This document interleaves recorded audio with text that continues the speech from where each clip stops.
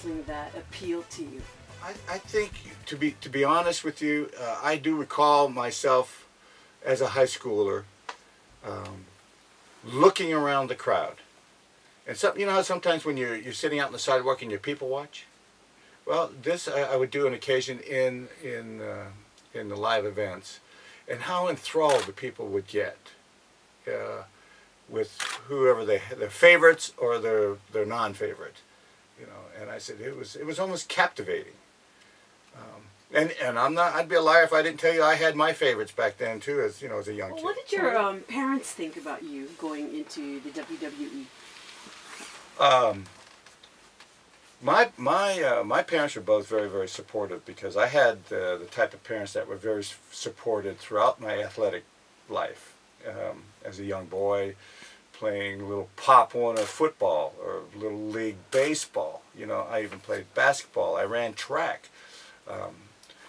There was many years that I was participating in 4 sports, and of course, guess who had to take me to and from the games or the activities or practices was my parents.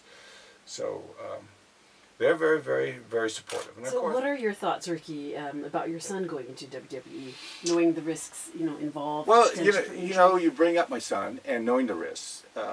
Right now, he's in a holding pattern because he hurt his back, and he's herniated like 4 discs. He's had some surgery, so everything's up in the air on whether or not he's going to be able to continue carry on the Steamboat name.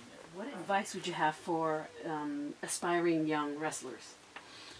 I have that question asked to me a lot, because there's a lot of young men out there that want to become wrestlers.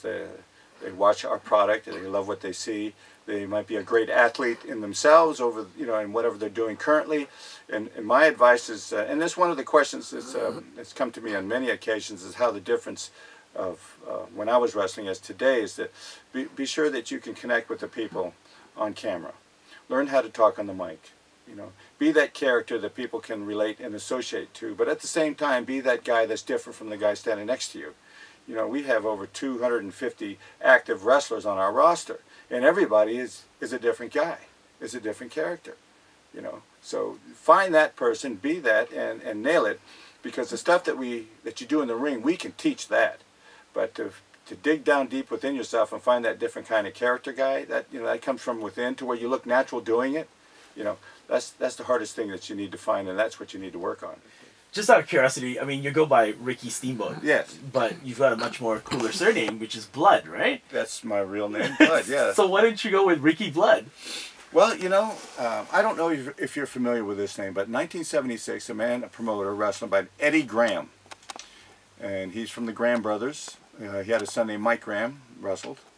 In 1976, Eddie Graham gave me the Steamboat name, and it's only because that Eddie was teamed up with a guy named Sam Steamboat, who was from Hawaii.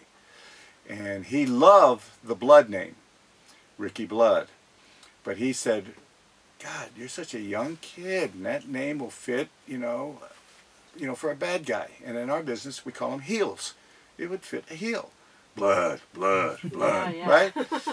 You know, maybe when you get older, and if you get beat up and get ugly or something, you know, you may be able to use it. So you're too good looking, but for anyway, he said, you know, I had a guy named Sam Steamboat here, and he was my tag team partner, and what I'd like to do, and this is how the name got started, and it was a round table discussion.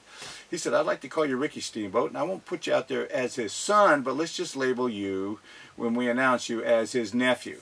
And that's how it got started. And I will be honest with you, Ricky Blood never made me a dime. About the first year and a half, I wrestled as Rick Blood, and with, you know, making $25, $50 a night. All of a sudden, when I became Ricky Steamboat, Eddie Graham pulled me back in the office. A month later, after giving me the name, and next thing you know, he's catapulted me to main event in the Florida area. Not because of Ricky, because of Sam. Because the fans love Sam, and I got the rub of Ricky. So Steamboat was better feng shui for you than Yeah, Deb. yeah, feng shui. There you go. That's a baby. You know, I was long-winded on the answer, but that's the best way to put it. Right. Okay. Fantastic. Well, thank you so much, Ricky. It's been a pleasure speaking to you on the show this morning. Thanks, you guys. All the best for the event. Yeah. Would be great to actually see you in the ring again, but Have fun in Malaysia. Yeah, that's what I want to do now. Yeah. You know, after all these years of being in cities in and out, in and out, in and out, and what I do now is I get a chance to just stop and smell the flowers, right? Smell the roses and take a gander of what each country has to offer. I love the food. You know, everything they say is you can get spicy. Well, I'm a spice guy. I mean, I'm not kidding you. I put spice on everything, even breakfast, lunch, and dinner. can you take the spice here? I could. Yeah, I'm pretty good. All right, Yeah. bring it. Well, all the best, and good luck for your son's recovery as well. Thank you so much.